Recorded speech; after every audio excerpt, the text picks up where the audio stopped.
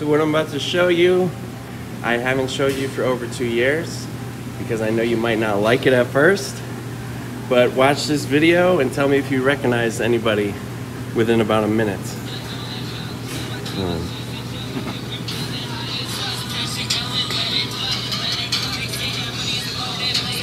wait, let me fix this one.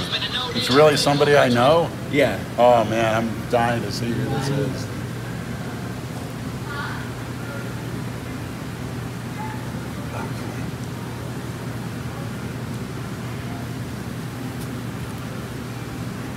Technical bit.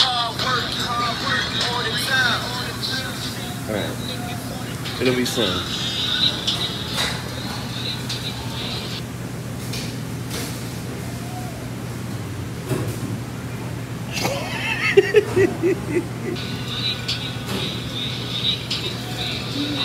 Wait a minute. That's you? Hold on.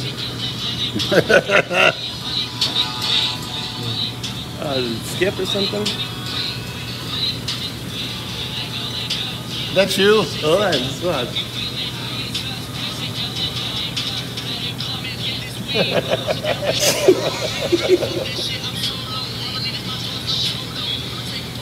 Is that really you? Yeah. Where was this, in Connecticut? New Haven, yeah. Where'd you, holy cow. What's it? This is great. Oh, you got some nice gals around here.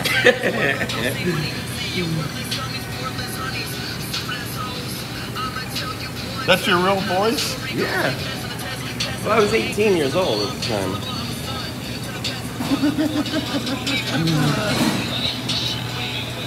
I hope all the maniacs can see this. It just got out. That's why I'm showing you. Somebody sent it to Calora today. So it's out Why there. didn't you tell me about this? You're a famous rap star. Because I know how you feel about the rap music. You infiltrated them quite nicely. Yeah, and it took these idiots 2.5 years to find it. What was the name of the band? Inner Circle.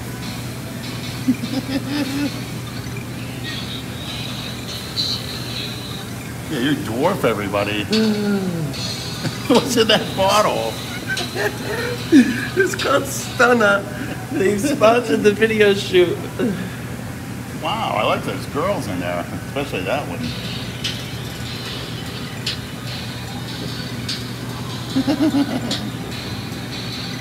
Yeah, they found it, so this is going to be men's galore. Well, you kept that a secret. They're going to have a field day with that. They're going to love it. Yeah. I could, you know, when I was in high school, I was a cookie cutter, went along with everything else, but... I'd be a cookie cutter too if I get around that snatch. Who's Edwin Escobar? That's who made the video. He charged $1,500 a video. How much did you get paid? Did we get paid?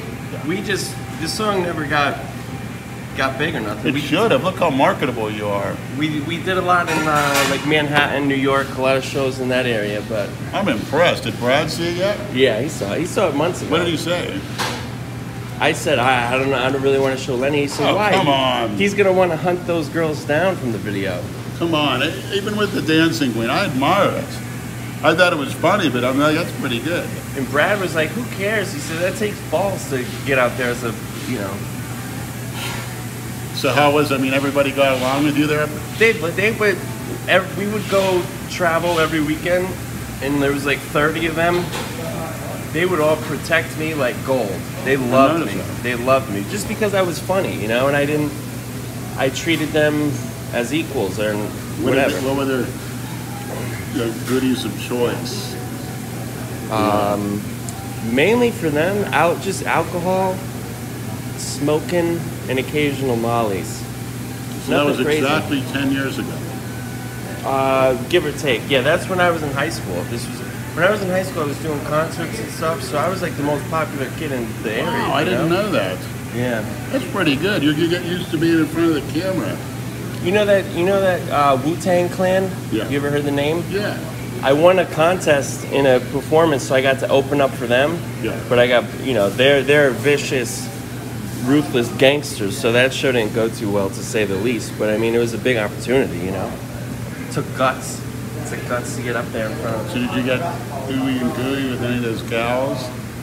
The one thing I miss about it is when you do a little performance like that, even if it's at a shit show, something about it, the girls, you just go in the crowd and eeny, miny, mo, and they'll come with you. And then the next Sounds day, like you need to start it up at a reunion. yeah, boyfriend or not, and then they would text the next day like, don't, sleazy, but it's like eeny, meeny, miny, mo when you get off the stage. Even if it's not a big show, girls are just, I don't know, drawn to anybody on the stage. When I first saw it, I said, that looks like Rob, but there's no way. No way. And when you played on, I'm honestly surprised. I'm impressed. So that leads to something else I'm going to tell you, not on camera, but yeah, there's a lot of stuff. What'd your dad think of it? They loved it. They thought it was funny, They didn't see it as, I was harmless. But being around that, being in the hood all the time, you get guys who come up to you and just say, "What? A white boy in the hood? You trying to die today?" Crazy shit like that. I was told that a few times. Yeah. In Cherry Hill neighborhood. Like, what's a white boy doing in the hood? Is somebody trying to get killed today? But you know what? It actually makes them think, hey, this guy's crazy. I'm out of fuck with him. Yeah. But yeah, those northeastern hoods are no joke. I couldn't have done it without alcohol, but yeah, we used to run the night, certain nightclub in New Haven every Wednesday night. We had a big event there, and people would come out and stuff. It was fun. It was a lot of fun. So it was tiring, have to perform, and I would just get shit-faced and go on the stage, but it worked. Did you get grabbed, like crotch grabbing and stuff by girls? No, more when I did things by myself rather than when I did things with that whole group, Did you ever show your girl the video? Yeah, of course. Yeah, she knows. Her whole family teases me for it, but I would say the only thing that was when I was like 18. Around 19, I started to get in a contract negotiation with this company. They wanted to use me to make songs for movies, and it was like $5,000 a song. And me, with my ego at the time, they compared me to another artist, and I said, I'm not him, I'm myself. And Who hung was up that the phone. artist? Mac Miller, a little rapper kid who died of a heroin overdose. But they compared me to him. They're like, we want you to be our Mac Miller. And I said, well, I'm not. And so I turned that down, and then, I don't know, there's a lot of missed opportunities. There was one point I got myself like 30,000 followers on Twitter. I was getting fan mail and things were going great. And then I just, 19, 20 years old, the pressure to just move out, pay the bills, and that shit just got to me. So I kind of gave up on it. What did you call yourself? What was your name? Oh, that's, I'm a little embarrassed to say that part. They called me Bob Swags. I like that. For a wrestling name. So, Bob Swag. a little skeleton out of the closet maniacs. I didn't want them to find out, but you know what? It adds a layer to my character. It's interesting. And what are they going to do? Message me on Instagram and say, oh, you do music. What are they going to do that they don't already do now? So, it's out there, and I know a lot of people will appreciate it. So I do. You know who else I thought it was, too? I thought it might have been PJ Brown. Yeah.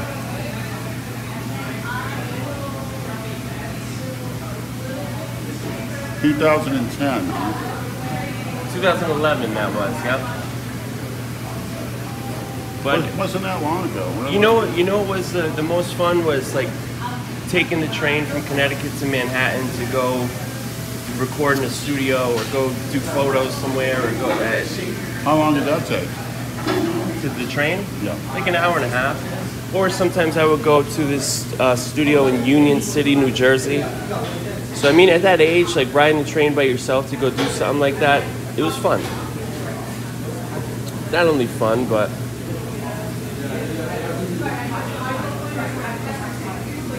I'm actually impressed. you ever hear of a rapper, Machine Gun Kelly? Yes. I did shows with him before. And then there's Before he another was one. Huh? Big?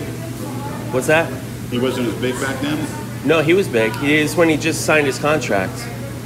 So what would happen is, what you do is, you find, like, say in this area, if some musician was coming to, say, the comedy place in Boca, you reach out to them and say, hey, you know, I have a little buzz locally. If I can open up the first 15 minutes, and they give you a certain amount of tickets to sell, you know?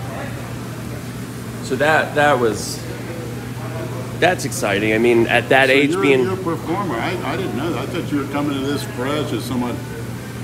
No, I was coming in this already chewed up and spit out. I've been trying entrepreneur shit since I was 14. I used to buy and sell wrestling tickets on the internet when they would sell out. So I've always been trying something. I haven't really hit the heights of success And you yet. went to the arena outside and tried to scalp them, right? No, I would just do it on the computer at that age. You buy them on, you like say they go on sale on Saturday at 10:30. You make sure you're at the computer at 10:30 and buy them, and then they sell out at noon, and now they're worth double, you know? So I remember I used to think that way, and I would ask my parents, like, why do you go to work if you could just do stuff like this? And they said, if it was that easy, everybody would do it. It's typical mindset of a worker, you know? Plus, I think workers, they like the camaraderie, seeing the same people. Yeah. They feel like that family feel. Me, I miss it a little, not much. But yeah, the trolls are messaging me now like as if it's gonna offend me, you know. But They've it's already actually done their worst, so it's opened up more opportunities, which I'm going to tell you